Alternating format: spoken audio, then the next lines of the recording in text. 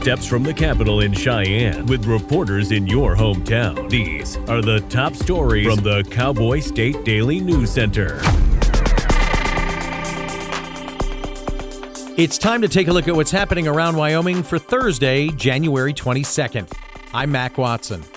The U.S. Department of Justice on Wednesday announced it's pausing criminal prosecutions of diesel delete procedures under the Clean Air Act. Cowboy State Daily's Claire McFarland reports that the DOJ's maneuver follows Trump's November 7th pardon of Wyoming diesel delete mechanic Troy Lake. Trump's Department of Justice is halting its criminal prosecution of tampering with emissions devices under the Clean Air Act. So that affects diesel mechanics across the country. You could still face civil penalties. What they're saying is, look, the Clean Air Act doesn't allow for criminal prosecutions in this area. CBS News reported that there are 20 ongoing investigations and multiple ongoing cases. The DOJ Environmental and Natural Resources Division posted on the social media platform X that the DOJ is, quote, exercising its enforcement discretion to no longer pursue criminal charges under the Clean Air Act based on allegations of tampering with onboard diagnostic devices in motor vehicles, unquote.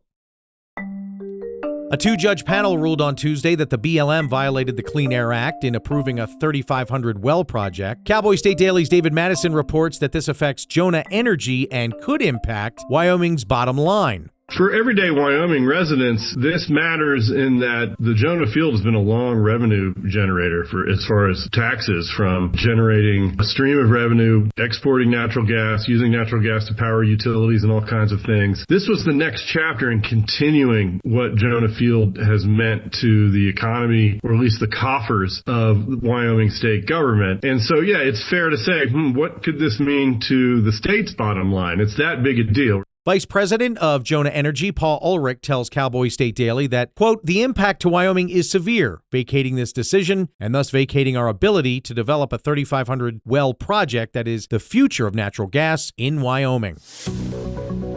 Two helicopters slammed into each other Monday while trying to land near Parkman in Sheridan County during a Wyoming game and fish operation to capture and tag mule deer. Cowboy State Daily's Mark Hines reports that the NTSB says there were no injuries. On Monday in Sheridan County, there was an incident where near a landing area or an assembly area where they were doing a mule deer capture survey. Two of these helicopters collided in the landing process. Luckily, from what I've been able to determine, nobody got hurt. Game and Fish confirmed that there were no Game and Fish personnel directly involved with this. It was all contractors. According to the NTSB, a pair of Robinson R-44 Raven II helicopters were both substantially damaged when they collided with each other on landing near Parkman, Wyoming. Park County School District 6 unanimously voted Tuesday to fire teacher and girls basketball coach Sam Buck after two Title IX probes found misconduct with students. Cowboy State Daily's Kate Meadows reports that Buck denies the allegations and calls the process a flawed witch hunt. High school basketball coach and special ed teacher Sam Buck was fired from the Park County School District 6 on Tuesday following a school board meeting. The school board voted in a closed session to terminate Buck's position after alleged misconduct with students. Buck was accused of transporting female students alone in his personal vehicle. He also had students perform personal errands, and he reportedly sexually harassed the student by making inappropriate comments to her about her clothing and appearance and by touching her inappropriately. Buck tells Cowboy State Daily that he's going to fight the allegations and has denied any wrongdoing from the beginning. He added that he's going to pursue making sure that the truth is uncovered. I'll be back with more news from Cowboy State Daily right after this. 988 is for Mike, who's struggling to move on. For Lydia, who's overwhelmed by the pressure of doing it all.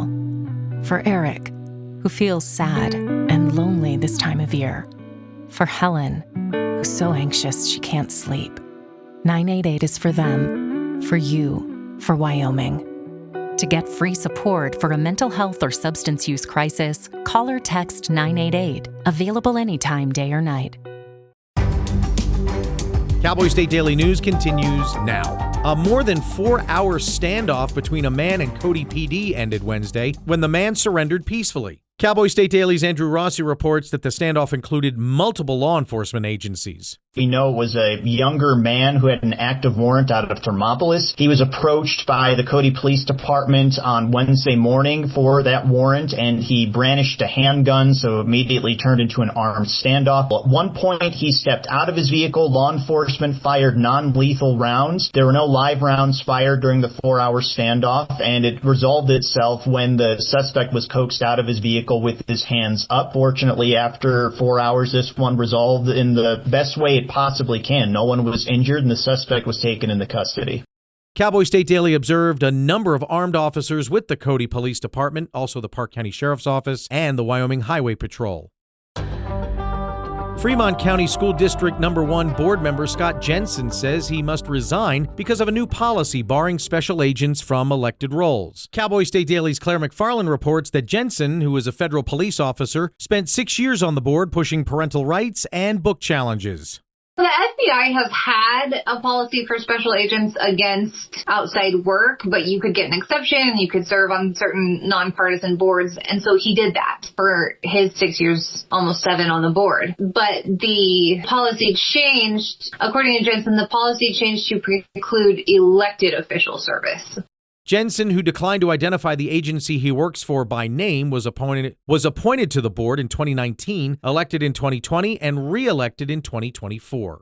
A 40-year-old Casper man on Wednesday admitted biting off the fingertip of a deputy as part of a plea deal with prosecutors. Cowboy State Daily's Dale Killingbeck reports that originally facing life in prison, now Andrew Bo Barrett could get up to 35 years. Instead of the life habitual offender charge, she reduced it to it being up to 50 years, between 10 and 50 years. The district attorney said he was going to ask for 35. So that is what's on the table right now, the potential for 35 years in prison. Barrett agreed to enter into the plea deal where he pleaded guilty, admitted to biting the deputy's finger off, and admitting having the meth inside of his apartment. In exchange for that, 2 other charges were dropped, interfering with a police officer and another possession of narcotics charge. Next thing will be he is sentenced, and that will be probably within the next couple months. Barrett was initially facing 4 charges, including aggravated assault and battery, as a habitual criminal with a potential life sentence, interference with a police officer, and 2 counts possession of a controlled substance for a 3rd and subsequent offense.